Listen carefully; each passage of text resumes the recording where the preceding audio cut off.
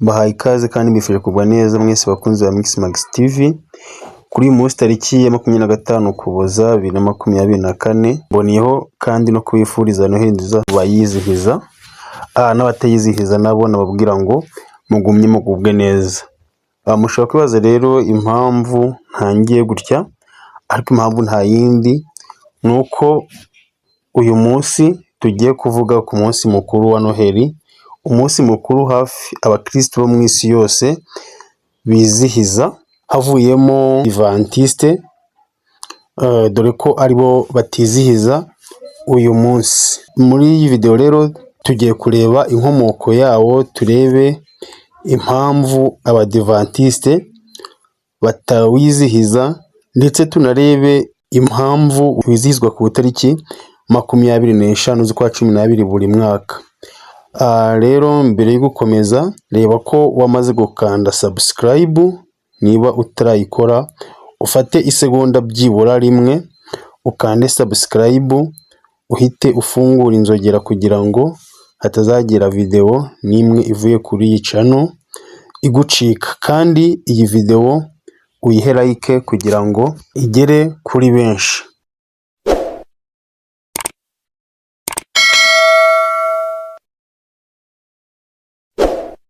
Nk'uko twabivuze, Noheli yizihizwa ku isi yose ku tariki 25, aho abantu benshi baba bishimira ko Kristo yavutse akaza mu isi kuducungura twebwe abanyabyaha.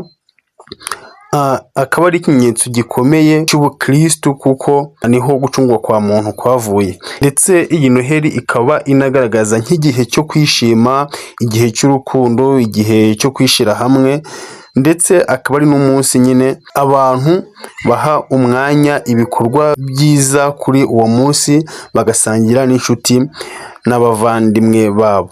Rero uyu munsi ngarukamwaka, nk'uko wenda twavuze ko tugiye kubirebaho, ni umunsi waturutse ahantu habiri h'ingenzi. Hambere ya waturutse ni uko waturutse mu bukristo, birumvikana kuko ushingiye kuri Kristo, ndetse ukaba wizihiza ivuka rya Kristo.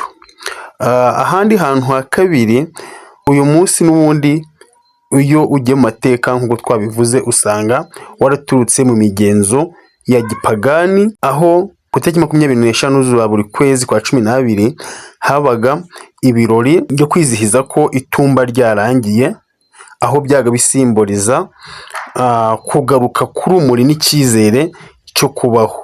Aha rero bitewe n'uko Bibiliya itagaragaza nyirizina itariki ya nyayo cyangwa se ukwezi kwa nyako Yesu Kristo yavukiyeho cyangwa se Yesu yavukiyeho, niyo mpamvu uyu munsi wahujwe n'itariki 25 z'ukwa 12, kuko babonaga ko nyine Kristo ni rwo rumuri rw'amahanga, ni rwo rumuri rw'isi yose, haba mu bihe bari barimo ndetse no mu bihe bizaza.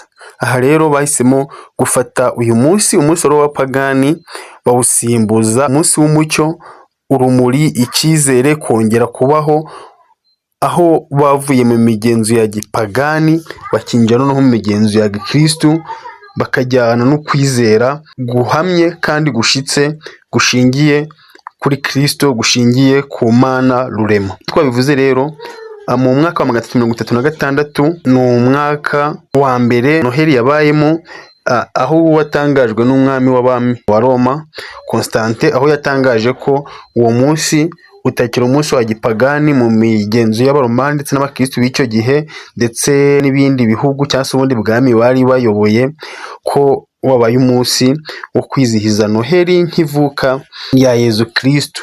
Ibi yabikoze agira ngo agaragaze imbaraga cyangwa se umwanya ashize mu bijyanye n'ubukristo, dore ko ari we mwami w'abami wa mbere wemeye guha umwanya ubukristo, mu gihe Roma mbere ya Constante yatotezaga abakristo cyane, babafunga, babatwika, babakaranga. Ibyo murabizi. Rero uyu Constante akimara kubatizwa, yafashe wa mugenzo wa gipagani, wa munsi w'umugenzo wa gipagani, kuko yabonaga ko ari umunsi n'undi wongera kwibuka ko urumuri ruriho, hari icyizere cyo kubaho, ahita avuga ati noneho uyu munsi tugiye kuwugira umunsi wa Noheli, aho tujya twizihiza ivuka rya Yezu Kristo ari we rumuri rw'amahanga. Rero wenda tudatinze reka tuvuge ku mpamvu nyamukuru ituma abadivantisite batizihiza Noheli bizwi. Muri rusange ntabwo abadivantisite twavuga ko batizihiza Noheli, ahubwo ntabwo bategetswe kwizihiza Noheli.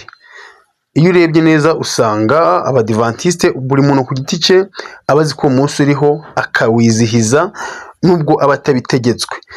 Rero impamvu abadivantisite muri rusange batizihiza Noheli ni uko bo bagendera ku mahame y'ibyanditse muri Bibiliya, kandi Bibiliya ikaba nta hantu na hamwe, nta fagiteri n'imwe igaragaza ivuga ko Yezu cyangwa se Yesu Kristo yavutse ku itariki 25 z'ukwezi kwa 12. Ibyo rero byatumye imyizerere y'abadivantisite badafata uwo munsi nk'umunsi ukomeye mu buzima bwabo bwa buri munsi, cyangwa se mu mibereho yabo ya buri munsi. Ariko ntabwo bivuze ko abadivantisite batizihiza Noheli, ahubwo umuntu wese ayiserebura cyangwa se ayizihiza mu buryo bwe. Niyo mpamvu uzasanga hari abadivantisite kuri Noheli bagiye mu yandi madini n'amatorero kujya kwizihizamo Noheli, bakajya gusengerayo kugira ngo bifatanye n'abandi bakristo b'isi yose gusereburetinga uwo munsi bagiye mu nsengero. Iyo niyo mpamvu rero nyamukuru abajyaga babyibaza ni uko uyu munsi wa Noheli washizweho n'abantu, atari umunsi Imana y'ubwayo yashizeho ngo uyu munsi ni wo munsi umwana wanjye Yezu yavutseho, mugomba kujya mwe nk'abakristo mu wizihiza. Rero ndumva wari ufite icyo kibazo arasubijwe, ariko icyo wenda nashishikariza abadivantisite nsoza, waba uri mukuru cyangwa uri muto uri umwana, ntagombye kureka kwizihiza Noheli. Nubwo idini yari itayizihiza Noheli, ariko wagombye kuyizihiza cyane cyane nk'abana bato, kandi mukibuka kubahereza impano, kuko uyu munsi wari umunsi wabo. Kuba rero yashobora kubona abana baturanyi bawe cyangwa se b'umuturanyi wawe bishimye ko ari kuri Noheli, babahaye ibikinisho, babahaye impano, babaguriye bombo, babaguriye biswi, babaguriye shokora, utuntu tw'abana tubashimisha, we akabona ibyo bintu bitamugeraho rimwe, dore ko aba atazi n'iby'amadini ibyo ari byo, ashobora kwibaza impamvu we atabenefitinga kuri uwo munsi, kandi umunsi wa Noheli nyine ari umunsi w'abana kuko bizihizaho ivuka ry'umwana Yezu.